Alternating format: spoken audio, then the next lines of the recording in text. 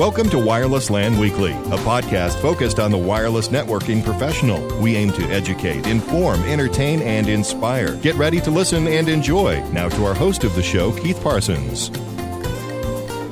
Hello again, this is Keith Parsons with WirelessLANProfessionals.com with another episode of Wireless LAN Weekly. In today's episode, we'll have some information on WiMAX and some soft skills training by Elaine Rogers of Seefin Coaching out of Ireland. I think you're really going to enjoy the show, and of course we'll have it peppered with the definitions, rants, and interesting fact segments. Stay tuned and enjoy the show.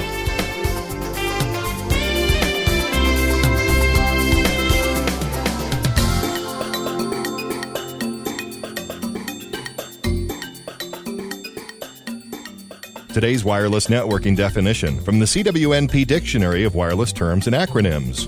This is Joel Barrett, and today's term is beacon. These are frames sent from the AP to the clients on the wireless network that keep the network synchronized. They're also produced by non-AP stations in an IBSS. Beacons signal the availability and presence of the wireless device. So this is Joel Barrett for the CWNP Dictionary, and tune in again for the CWNP Dictionary Term of the Day.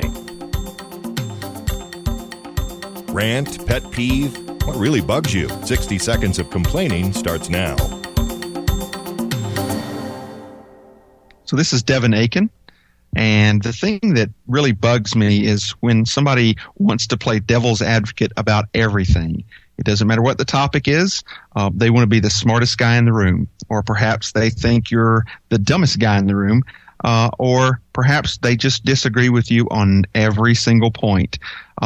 And so, most of the people I deal with are very high-end engineers or managers, and most everybody has great opinions and good experience and training, and so it's doubtful that they're wrong every single time.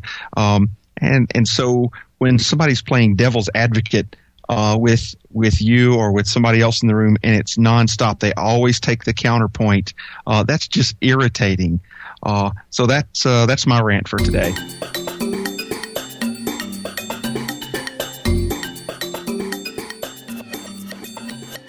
Things every wireless LAN professional needs to know. Gear up, buckle down, and stand by for the real techie stuff. Today I'm happy to introduce Rick Murphy. He's our presenter for the day. Rick is the Wireless Curriculum Director with a company called Wireless Training Solutions, and we're glad to have Rick talking to us today about WiMAX. Go ahead, Rick. Well, thank you, Keith. I appreciate the opportunity to talk about a subject that is kind of dear to my heart, and that is WiMAX. WiMAX is a technology that you see a lot of references to, but so often when I talk to people about WiMAX, there seems to be a lot of misperceptions about what WiMAX is and what it does. So in this presentation, what every Wi-Fi engineer should know about WiMAX, I would like to try to stay just to the facts and keep the emotions out of it and the preferences, but just kind of go down a list of what WiMAX is, what it can do, what it can't do, and what opportunities there might be for a WiMAX engineer. So this commentary is meant to provide an executive-level technology briefing, and using that idea, we would like to go into a little bit of technological detail, but not too much. We'll keep that kind of high level. And I think that you'll find these topics of interest to wireless administrators, operators, and engineers.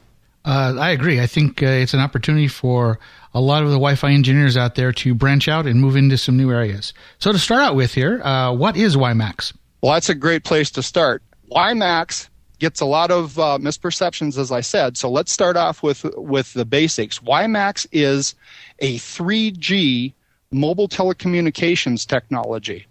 Now, there's a new version coming out that will be considered true 4G. Now, if you don't know too much about what 3G is and what 4G is, there are good places to find out, and I'll give you some references to that here in just a little bit.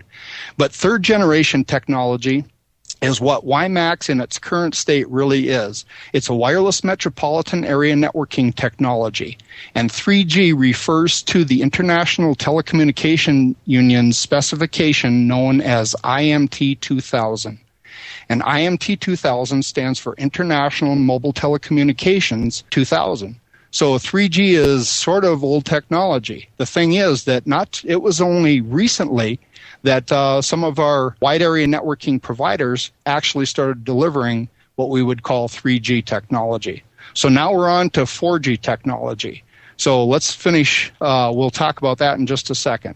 So the version of WiMAX that's currently available is known as WiMAX Release 1. And that's considered 3G. I'm being a little bit conservative there. Many people would refer to WiMAX Release 1 as version 3.9 generation or 3.9G. So it's awful close to 4G. But let's just be conservative and call it a 3G technology because the new one is on the horizon. So WiMAX Release 1 is based on an IEEE standard, and it comes from the 802.16 working group. The 802.16 working group has been publishing standards for wireless metropolitan area networks since about 2000 and earlier than this, but their first recognized standard was in 2004.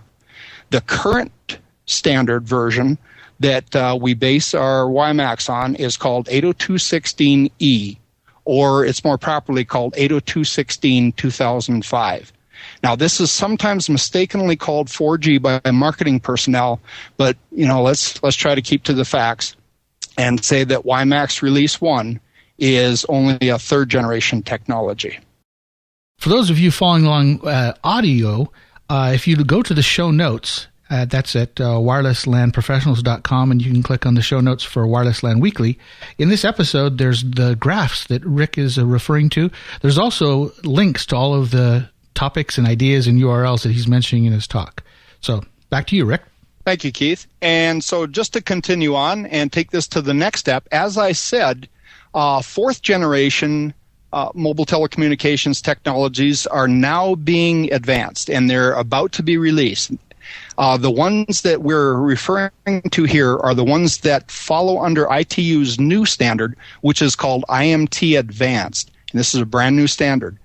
And the specifications for IMT Advanced, remember, this is metropolitan area networking and wide area networking, and we're talking with fourth generation technologies up to 100 megabits per second of peak signaling rates for mobility-based applications. That is moving and roaming. So that's kind of a huge jump from 3G technologies. In addition to 100 megabits per second while in motion, there is also a specification under IMT Advanced that specifies up to 1 gigabit per second wireless peak rates for fixed and nomadic applications. So again, a huge jump over what we had in 3G. In addition to all this, for a candidate technology, radio transmission technology, to be successfully received under ITU's IMT Advanced specification, it must also be purely based on IP instead of being an overlay like we had with the old TDMA and CDMA networks. So currently there are only two candidates for IMT Advanced, the flavor of fourth generation. And the first one you may have heard is called LTE Advanced. And the second one is our subject of today, WiMAX, and that would be its Release 2. So LTE, or Long-Term Evolution, and Long-Term Evolution Advanced are terrific technologies, very important, but because of time factors, I think we should leave that discussion for another time. And I'd love to come back and talk about LTE and LTE Advanced at another day. But for today, let's stay focused on WiMAX. And our next progression is WiMAX Release 2. WiMAX Release 2 will be based on IEEE 802.16m, as in Mary. And that standard is not out yet, but it's due to be completed in the early months of 2010. So we should be seeing that fully ratified and published by the 802.16 working group just within the next few months. When it's out, we expect WiMAX Release 2 to be commercially available by the end of 2011. So once the IEEE standard is out, then the WiMAX forum will come back and recertify equipment and providers, and we should see commercial equipment and services available so about a year from now. Oh, that's great. So we're all looking forward to that. Yeah. Good. Well, so you talked a little bit about WiMAX and some of the technologies behind it, especially the IEEE and the little numbers and things. But why is this even important to Wi-Fi engineers? That's a good point. Well, because there are so many similarities between Wi-Fi and WiMAX, and because WiMAX is such a natural step for a Wi-Fi engineer to take, it just seems to make a good progression and a good place for a Wi-Fi engineer who wants to increase their knowledge and advance their career to go. As an example, if you take the idea of 802.16m, that is used in or will be used as a fundamental basis of the new version of WiMAX, you could actually think of that in almost the same terms as 802.11n is to Wi-Fi. So you know what a drastic change has come about thanks to the release of 802.11n? Well, 802.16m is to WiMAX what 802.11m is to Wi-Fi. In addition to that, there are many similarities to Wi-Fi, and you should know that it will be a little bit of a challenge, which is kind of makes it worthwhile. You know, if it was too easy, then it might not be worth your time. But I would say that WiMAX is a giant step up from Wi-Fi in both complexity and capabilities. And so that makes it interesting and something that would challenge you. So I'm not saying it's going to be easy, but I am saying that it will be natural and not too far of a stretch for someone who's already trained in Wi-Fi. Go ahead, Keith. Yeah, so it's kind of like a natural progression for those of us who've already moved into Wi-Fi and into N. And by the way, there's still a lot more work to do in 802.11n. But you'd mentioned that WiMAX is similar to Wi-Fi. How so? Well, first of all, remember that WiMAX is not meant to be a replacement to Wi-Fi, but it does have some similarities that would allow us to feel more comfortable with using it. First of all, WiMAX is open source, and WiMAX is developed in IEEE committees just as our 802.11 was developed for our Wi-Fi technology. So we're already used to that process of development within the IEEE working groups. We're also used to the task groups that do the incremental addendums and amendments to the technology. So WiMAX being open source means that it's available to everyone, not just the established cellular providers. So what that does for a Wi-Fi engineer, it means that entrepreneurs, startups, and competitive local exchange carriers who haven't in the past had the opportunity, the deep pockets to be able to go out and play in the same arena with the Verizons, the Sprints, the AT&Ts, the T-Mobiles, these smaller companies now have the opportunity to approach these different underserved areas, rural areas, middle areas between the urban and the rural areas, and now are able to competitively operate up against even the big guys. So whether or not a Wi-Fi engineer wants to go off on their own, go cowboy and start their own competitive local exchange carrier, or whether they're just looking for opportunities as an employee for one of these many companies, the opportunities are still there. I think that is of interest to Wi-Fi engineers. So WiMAX is an internationally established technology, so it's worldwide. In fact, WiMAX has been enjoying popularity throughout the rest of the world. It hasn't been as popular in the U.S. I blame that mostly on the fact that we have such good last-mile connectivity over our wired infrastructure here in the U.S.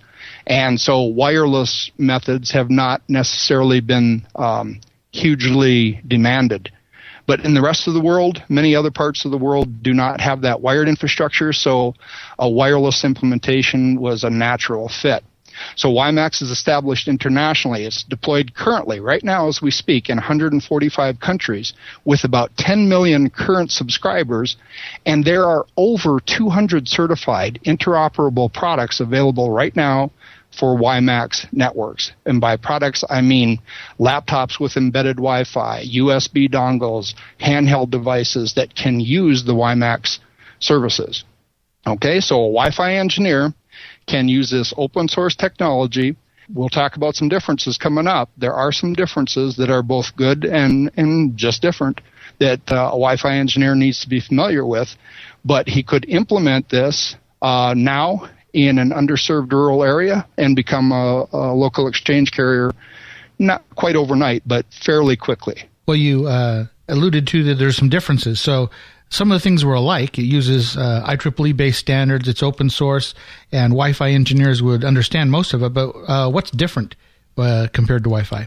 Well, okay, that's a great question. So let me just talk about some of those differences. First of all, WiMAX, number one, is carrier-grade technology. I like to call it big boy wireless. Not that Wi-Fi is little boy wireless, but Wi-Fi, as you know, is used extensively by amateur providers, and people use it in their homes for home offices and just for entertainment. And there's nothing wrong with that. The problem is if you're trying to implement services on a professional level, and that usually means that you're charging fees, and when you start charging fees, people all of a sudden develop expectations. Once people develop expectations, it's really hard to provide those expectations to satisfy them using Wi-Fi, and that's because of all of the interference and competitiveness that you get from other Wi-Fi users who may not be professionally oriented. So WiMAX in itself is carrier grade, and what I mean by that is it's deterministic and connection oriented. That's opposed to Wi-Fi, which is contention based and connectionless. In other words, with Wi-Fi, transmission opportunities are doled out to all users regardless of priority levels. There are some quality of service mechanisms for Wi-Fi, but compared to those built into WiMAX, they're a little bit, let's say, weak. Okay? Another difference between WiMAX and Wi-Fi is WiMAX is intended as a non-line of sight technology. So when we use Wi-Fi out of doors, we normally have to try to guarantee a clear line of sight. That's not the case with WiMAX. Part of the reason that we have to do that with Wi-Fi is because of the unlicensed band power restrictions. We're limited to the amounts of output power, antenna gains, and different types of technologies and features that would allow us to use non-line of sight. And most of those issues are not a problem with WiMAX as long as you're using the licensed band profiles. So that brings us to the bands. Now, WiMAX can operate anywhere in the 2 to 11 gigahertz range. The current profiles that have been specified and are produced commercially by the vendors are for the 2.3, 2.5, 3.3, and 3.5 gigahertz licensed bands. There's also a fairly popular 5 gigahertz unlicensed band profile where you can buy WiMAX equipment that will operate in that unlicensed band. Usually when you're trying to provide professional carrier-grade services, though, many times you want to be looking at the licensed bands for that. And these licenses, of course, have to be allocated to you by your regulatory body. So there is a licensing procedure that has to go with this in the first place. Now, most regulatory bodies for different nations are pretty well motivated to try to provide licenses, especially in the underserved areas, which is one of the big opportunities for Wi-Fi engineers right now. Now, as you know, Wi-Fi only operates in the 2.4 or 5 gigahertz unlicensed bands. Wi-Fi also uses fixed bandwidths of 20 megahertz or 40 megahertz. And one difference between that and WiMAX is that WiMAX allows the provider to select the width of the channel. So WiMAX allows you to set channel widths in common increments of 1.75, 3.5, 7, 10, or 20 megahertz. And that's to allow the provider to allocate the channels based on what's best for the area that they're trying to serve. So if you're allocated a certain range of frequencies by your standards body, then now you have the ability to chop those frequencies up and use them as you see fit. Remember that Wi-Fi is half duplex? Well, WiMAX offers both a TDD, which is a time division duplexing, or a full duplex FDD, or frequency division duplexing option. And WiMAX provides guaranteed bandwidth and quality of service levels. Well, great. So there are some differences, and it sounds like a lot of things are better, but it's just a different thing. What are the opportunities coming up if you are today a Wi-Fi engineer and you're thinking about either cross-training or moving toward the WiMAX arena? Some of the WiMAX opportunities for a Wi-Fi engineer are something like this. Take, for example, in the U.S., which has not been a huge WiMAX area up until this point. Recently, the Obama administration offered last-mile broadband stimulus funding. A fund of about $7.3 billion has been made available. Now, of the applications that were received for that funding, 25% of them were for WiMAX implementations in the United States. So 25% of $7.3 billion is going to be allocated to new WiMAX implementations. So far, only about 2% of that fund has been released. But we're expecting most of the funding to be released beginning in 2010. So what we should see is a big surge of hiring by the last mile providers for engineers who have experience in wireless. For instance, Clearwire. Clearwire has been continuing to expand their WiMAX footprint. They now have 500,000 subscribers in a geographical area that serves about 30 million consumers. So here in the U.S., we're beginning to see WiMAX starting to scale out. In other parts of the world, it's already been there. For instance, right now, Yoda, which is a WiMAX provider in Russia, recently added 250,000 new subscribers, and Packet One from Malaysia signed 130,000 WiMAX subscribers just in their very first year. So there are upcoming wireless broadband deployments scheduled for China, India, and Indonesia. We are expecting up to 100 million new subscribers in each of those three countries over the next 5 years. Now, I said wireless broadband. I didn't say WiMAX. So that means that there will be other competitors for those subscribers. But out of that huge number, a large percentage of those are going to be served by WiMAX providers. Infonetics Research just did a survey, and they are now anticipating that the number of worldwide WiMAX subscribers will hit 130 million by the year 2013. Somebody has to support all those subscribers and all those providers. And the opportunities for wireless engineers are huge. So someone who knows both Wi-Fi, which extends the WiMAX once you get into the local area, will be golden. That's great. For those of us who are Wi-Fi engineers today, it sounds like a nice move toward the future to keep us busy and working forward. If our listeners wanted to find out where to go, what the path would be to learn WiMAX, and where would you go to get more information on WiMAX? What's your recommendation, Rick? Well, that's a great question, Keith. I'd say that there are numerous sources for information on WiMAX. You can just hit Google and type in WiMAX and come back with tens of thousands of pages. But I would narrow it down and kind of focus your search. I would start with the two main organizations that are responsible for the development of WiMAX, and that is the standards body, which is, of course, IEEE 802.16. And you can go out to the 802.16 working group at the URL that is on our list and get IEEE 802 for 802.16. You can download the standards and review current drafts that are in place. For interoperability and details about the WiMAX program, go right to the horse's mouth, and that's the WiMAX forum, and that link is also on our list. There are some real good general interest WiMAX information websites that would be a good place to start your search. I like WiMAX-industry.com and WiMAX.com as two good sources of general information, including jobs in the sector and new technology, new restrictions, regulations, and also new equipment that's being released. Now, another good source is for training, and there are tons of good training companies out there.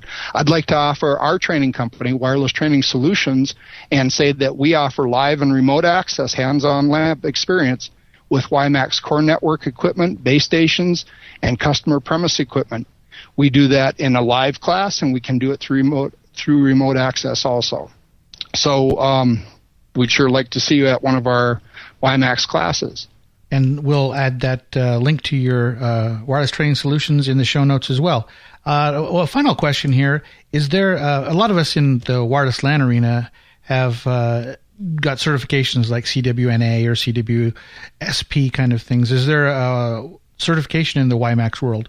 There are several certifications, and I happen to be the author of one of the certifications that was originally endorsed by the WiMAX Forum, and it's called the WiMAX Forum Network Associate.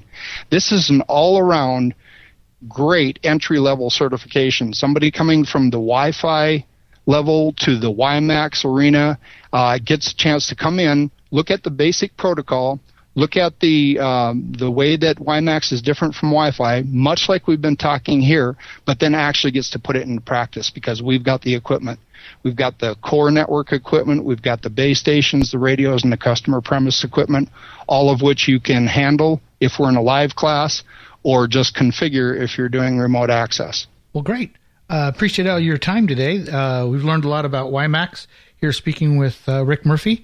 Rick, any final words before I move on?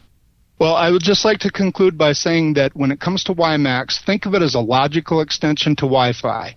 It's an outdoor connection-oriented, contention-free RF access mechanism. It's based on OFDM, very similar to 802.11, but it's got many more features, especially for outdoor and mobile applications. It's a carrier-grade open-source wireless broadband technology, and it presents many career opportunities for engineers that are already trained in Wi-Fi. And Keith, thank you, and thank you to your audience for having me, and I enjoyed this. I hope we can do it another time. Yeah, I think we'll have to start to turn it into a series of other things that Wi-Fi engineers need to know. Thanks for your time, Rick. Thank you.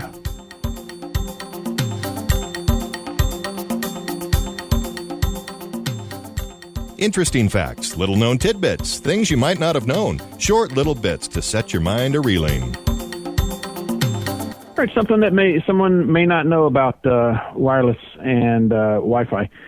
When you wear your Bluetooth headset, you're actually causing a little tiny bit of interference to your wireless network. Fortunately, the most Bluetooth headsets are not powerful enough to interfere with Wi-Fi communications. And while there is some interference, there's such a little tiny bit of power going between, say, a headset and a handset that you're not going to cause any major disruption in the Wi-Fi networking. And that's just something that, people don't really consider when they're doing things like site surveys. I've seen guys doing site surveys or spectrum analysis, and they're wearing a Bluetooth headset, and it's, communicating with their phone, and they're trying to figure out, why do I go all over this facility and I see Bluetooth everywhere I go? And it's because it's right there on their head.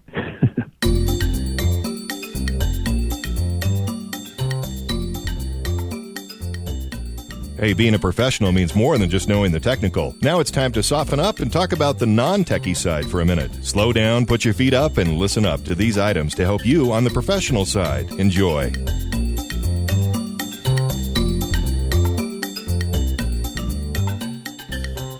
Hello, this is Keith Parsons, and today we're with Elaine Rogers. Elaine Rogers is a business coach and trainer with Seefin Consulting, and today our topic is going to be communication skills for IT professionals. Elaine, welcome to the show. Hi, Keith. Thank you very much. It's a pleasure to be on. Well, thank you. As we can tell from your accent, you're from Ireland. Where do you live in Ireland? I live in the southwest, exactly halfway between Cork City and Limerick City. So I live out in the country, but close enough to town. Well, great. I saw your company name's Seefin Coaching. Can you tell us a little bit about where that started from? I sure can, Keith. The name itself actually comes from something that's very close to my own heart. I live in the area that I'm in for the past 10 years, and we have this very small mountain range, certainly by global standards, and it's overshadowed by a larger mountain range, so it gets very little exposure. And this mountain range is called the Ballyhoura Mountains, and the top of one of the peaks, which is the highest peak, is called Seefin. And Seefin is an English word which stems from an old Irish word, and it comes from the story of Fionn McCool, if anybody is familiar with the legend. And Fionn apparently came to this mountain peak and he sat on the top of the mountain, and it became known as Fionn's Seat, or the Seat of Fionn. And that then was translated very, very loosely and badly into English as Seefin. And that's where I got the name of my coaching company from. And I go up there quite often on my bike, and we drive around and do some off-road stuff, and it's really cool. Well, great. It's always nice to have a company that's name actually means something and comes from somewhere. So thanks for the little story. Yes. Well, in this little section, we're going to talk with Elaine. Elaine's a coach, and she has some background in IT, but now she's doing more soft skills coaching. And so the first questions I have for you, Elaine, are if I was an IT manager and I have IT staff, and sometimes we look at IT staff and they don't have great communication skills. If I brought you in to coach with my team, what kind of services and how would you go about helping them on their communication skills? Well, first of all, if at first you don't succeed, then call it version 1. That's my first piece of advice. Software humor right from the very beginning. Very good. Thanks. After that, there's a thing that we call manager as coach. And it's when a manager, IT or other kind of manager, has the coaching ability, whether they know about it or not. And essentially one of the key things about a manager being a coaching type manager is the ability to communicate. And as we know, communication involves both ways in terms of listening to somebody when they speak and speaking to somebody as they listen. And one of the most important skills or abilities that a manager needs in order to be a good leader of their team is the ability to listen. A very funny one I use very often when I'm teaching presentation skills is you stand up, you speak up, and you shut up. So when a member of your team is speaking, it's time to stay quiet and listen. Now, listening has its own different levels. So we can listen at a level whereby we are saying, yeah. Oh, is that so? Yes, that's right. And we're not even looking at the person. So there's no direct contact. That makes the person feel, the communicator or the talker, the speaker, then they feel that they're not being listened to because the listener is not even looking at them. The next level is something like just really giving lip service. So you're looking like you're listening to the person, but you're not really taking in what they're saying. And there's a couple of reasons for that. One may be that you're actually waiting for your turn to speak, or that suddenly you've thought of a better story to tell than theirs. And it's a little bit like your friend comes in and they tell you that they've just broken their finger and they've told their story, and you say, oh, well, you won't believe what happened to me last year. I broke my whole arm. So your story is bigger and better. The level up from that then is when you are actively listening to the person. You're hearing what they say. You are providing them with feedback through your visual. So they're reading from your body language and your facial expressions, and they're feeding off the verbal and non-verbal communication. And that's a level that most of us actually have the ability to listen when we need to. That's one of the reasons. And another reason would be when we know it's of absolute benefit to us.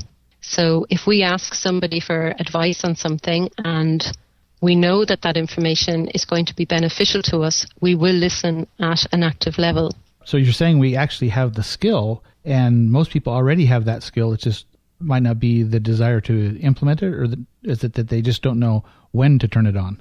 Absolutely, they have that skill, Keith. And sometimes subconsciously we don't realize we're even doing it. Sometimes consciously we know we're doing it.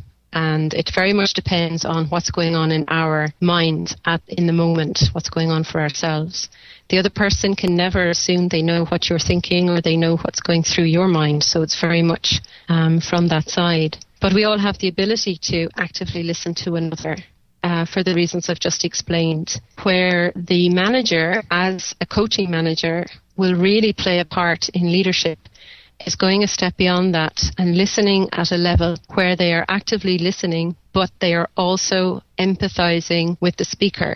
So they actually feel how that person is feeling when they're explaining their issue or their problem, or it could be something really cool and it could be something really, really happy. So that will be reflected in the body language of the listener. So the manager will reflect that back to the team member, and that will encourage the team member then to speak more or to further explore what's happening with them in the moment. It's that level that we learn as coaches to listen. And it's very much a skill that is practiced and honed. But a lot of people have it naturally also. They just don't realize it. Well, I asked a question about communications, and you answered with listening. So I gather that's one of the first steps we need to take in our communication skills is to start working on the listening side. I think so. I think if somebody wanted to develop their communication style, the first thing that they can start with is the listening, and just go out there and practice when you're having a coffee with somebody, practice it at the next team meeting, practice it the next time you go to see your manager, practice it the next time you have somebody come in to your office. And then another aspect of communication, obviously, is if you're listening, somebody's obviously speaking. So speaking is the other side. Of course, there's ways that we can speak better and help ourselves to be better understood as well by respecting the person that's listening to us. So it's very much a two-way thing. So what are some of the other ideas you might have to help us in the speaking side? If everyone's trained together, they'll understand about the listening and both sides of it. But what if you only have one person on and they only have one side of that equation? What kind of hints can you give for the outbound communication? For outbound communication, when somebody is speaking, there's obviously the essence of being understood. So there's the vocal aspect of it. And I don't think it's so much about the words that you use, because if you're working in IT, you're going to use very IT-specific wording. So there's very often the assumption that everybody in the vicinity is understanding what you're saying. And just to be aware that sometimes when you're really talking about something that you're passionate about or talking about something that you know really well, it's possible to sort of go off on your own little how would you say, little spiel, and you can pass over the understanding or the level of ability to listen that the others have. So be clear in what you're saying and use basic language when appropriate, and not to keep it so high tech or so specific if there are other people in the room listening. Eye contact is very important when you're speaking, to really look at the person that you're speaking to. And this enforces for them the fact that you're focusing on them, and you in turn will listen when they speak. So it's also a sign of respect as well. That would be my personal opinion. Clarity, the language that you use, the eye contact is very important. Your body language, to be open to the person or people that you're speaking to. Then you're into the whole area of, are you just speaking to one person, or are you actually communicating with a whole group of people? So you sort of have to break it down then to who you're actually speaking to. Any hints for the group presentation over just the one-on-one? Sometimes it's one-to-many. Is there any other additional ideas that you have for the one-to-many situation? Indeed. I find personally, and I've seen this as somebody sitting in an audience as well, as a presenter to a group of people, whether it's a group of, say, 20 upward, could be 40 or 100 people in the room. Aside from PowerPoint presentations and a lot of space to walk around or lack of space, I think the most important thing is to ensure that you cover your capital M. So if you think about the letter M in the alphabet, and you're probably standing up if you're presenting to a group of people. So you're going to be a little bit higher than them. They're sitting, you're standing. So if you start possibly on the left-hand side, maybe on the right, depending what suits you best, and start with the front row, and then with your eyes, make an M shape, the letter M for Michael, across the room. So you're starting at the front, left, then go back to the back, and then you bring your eyes forward again, probably directly in front of you, and then back again and forward again. So you're going to end up at the front row over on the right-hand side. And that makes sure that you are including the whole room in your eyesight, in your line of sight, and everybody will feel included. A big mistake that a lot of us make as presenters or people who are speaking to a group is to find somebody who's got a really friendly face, or they keep nodding, and you can really focus on that person so much that they end up feeling uncomfortable or chosen, the chosen one. They'll probably stop nodding at that point. Yeah. And I have been there myself as a nodder, trying to encourage the person because I know what it feels like to be standing up there. And next thing, they've got their eyes on me and I can feel their eyes burning through the back of my head. So that would be a really handy one to remember is the M. Just the letter M. That's a simple little thing to remember. The letter M, yeah. Now a capital M with points rather than a rounded M. So you're going back to the back of the room, coming forward again to just in front of you, back again to the back of the room, and then forward again to the other side. Well, that's a great hint. Thanks, Elaine. One last little area we can cover here. In your coaching and working with IT staff, what are just one or two things that you could leave as a takeaway here on something that someone could do from a communication standpoint to improve themselves in working with their coworkers? You talked about listening, about speaking, and even in the M for the large size. Any final thoughts you want to give? For the speaker or for communication in general? For just communication in general is fine. When you're in a situation with a group of people, let's take a training situation, which is it can be quite interactive. And in an IT situation, when I'm giving an IT training course or program, you can become very isolated or cut off from the training group. Indeed, when I became a trainer, I thought it was going to be really cool because I was going to meet so many people and make loads of friends. And it can be a very lonely existence because people naturally separate you from their group because you're the trainer and they're the learners. Which is good because you're supposedly the expert and they're supposedly the people who are learning. But that gives a natural barrier at times, and it's up to the person who is training to really break down that barrier as much as they can by building a rapport with the group. So what I would recommend then, if you're in a situation where you're in with a group of people, whether they're colleagues or possibly people from other parts of the company that you don't know very well and you're in a group situation in a training or coaching environment, is to be open, first of all.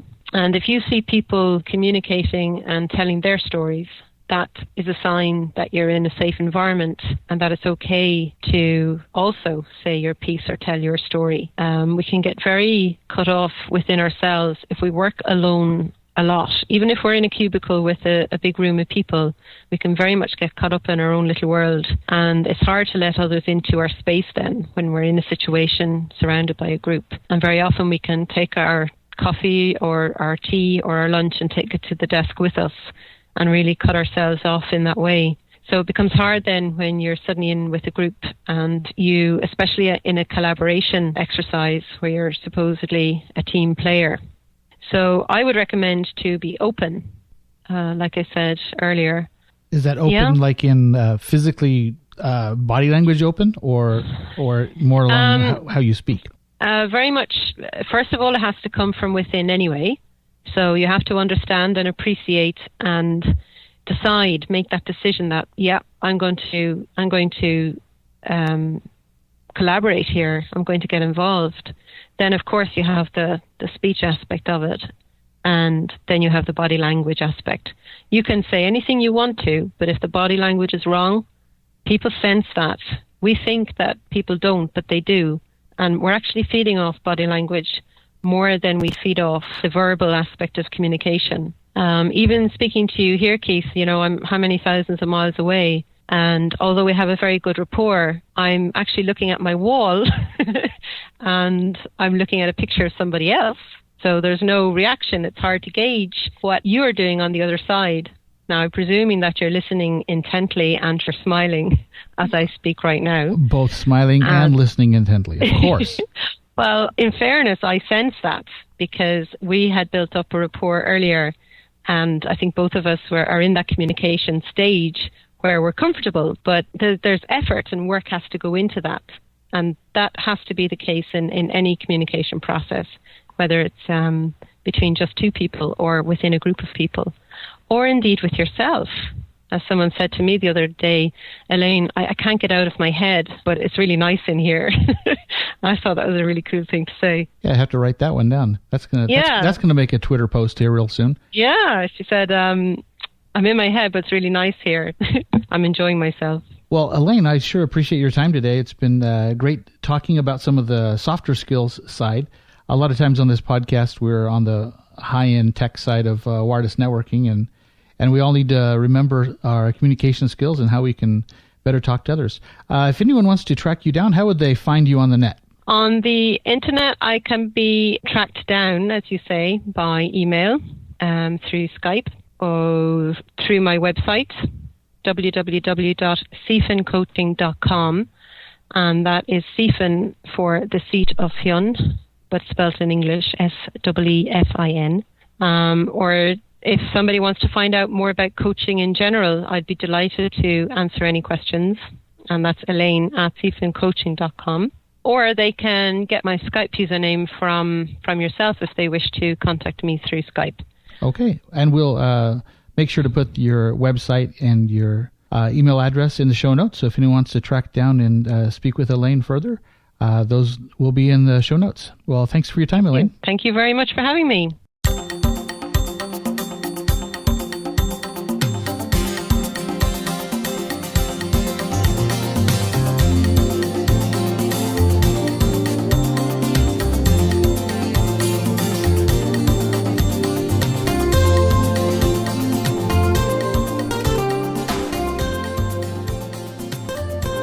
Well, here we go, ending another show.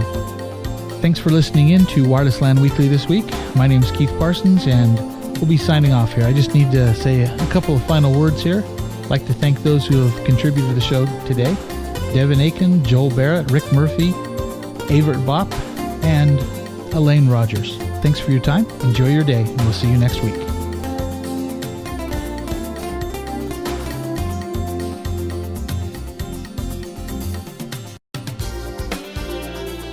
Wireless LAN Weekly, a podcast focused on the needs of wireless LAN professionals. We look forward to your feedback. Please leave your comments at the bottom of the show notes, or email feedback on the show can be sent to feedback@wirelesslanprofessionals.com. If you'd like to leave a voicemail feedback, just call 24/7 and leave a message at 1-801-481-9018. Until next time, this has been another production of wirelesslanprofessionals.com, a place to educate, inform, entertain, and inspire.